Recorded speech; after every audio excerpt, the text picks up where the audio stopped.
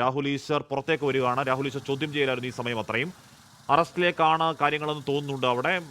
നേരത്തെ സ്റ്റേഷൻ ജാമ്യത്തിൽ non bailable ആണ്, സ്റ്റേഷൻ ജാമ്യത്തിൽ പുറത്തേക്ക് പോകും എന്നൊരു സൂചന ഉണ്ടായിരുന്നു. ഇപ്പോൾ അറസ്റ്റിലേക്കാണോ എന്നറിയില്ല. ഒരുപക്ഷെ പുറത്തേക്ക് വരുന്ന രാഹുൽ മാധ്യമങ്ങളോട് സംസാരിച്ചേക്കുമെന്ന് കേൾക്കുന്നുണ്ടായിരുന്നു. ഇതല്ലെന്ന് തോന്നുന്നു, ഇത് അറസ്റ്റ് തന്നെയാണെന്ന് തോന്നുന്നുണ്ട്. ഇത് നോൺ ബെയിലബിൾ മാത്രമല്ല എന്ന് തോന്നുന്നുണ്ട്. അതോ അത് ഈ പറഞ്ഞ വൈദ്യപരിശോധന അടക്കമുള്ള കാര്യങ്ങൾ അവിടെ ആവശ്യമുണ്ടോ, രാഹുൽ എങ്ങോട്ടേക്കാണ് കൊണ്ടുപോകുന്നത് എന്നടക്കമുള്ള കാര്യങ്ങൾ അല്പസമയത്തിന് വ്യക്തത വരേണ്ടതുണ്ട്.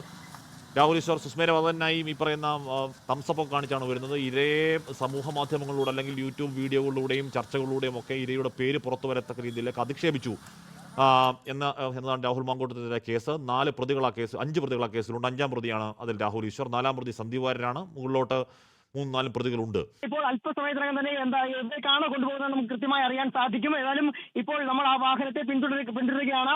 തിരുവനന്തപുരം ജനറൽ ആശുപത്രിയിലേക്കാണെന്നാണ് ഇപ്പോൾ മനസ്സിലാക്കാൻ സാധിക്കുന്നത്. ഹഷി,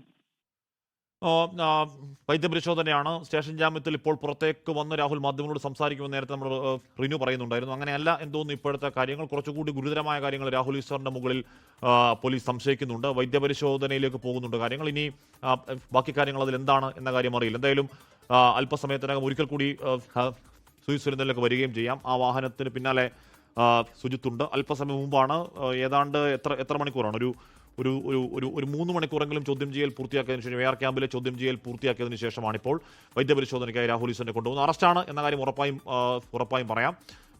ഗുരുതരമായ വകുപ്പുകൾ അക്കാര്യത്തിലുണ്ട്. ഈ പറയുന്ന സൈബർ ഡിജിറ്റൽ വകുപ്പുകൾ അടക്കമുള്ള കാര്യങ്ങൾ ചുമത്തിയാണ് രാഹുൽ ഈശ്വറിനെതിരെ കേസെടുത്തിരിക്കുന്നത്. ആ കേസിൽ പക്ഷേ 5-ാം പ്രതി മാത്രമാണ് രാഹുൽ ഈശ്വർ. 4-ാം പ്രതി സന്ദീപ് വാര്യർ KPCC ജനറൽ സെക്രട്ടറിയാണ് എന്ന ഒരു പ്രത്യേകത കൂടി ആ കേസിനുണ്ട്.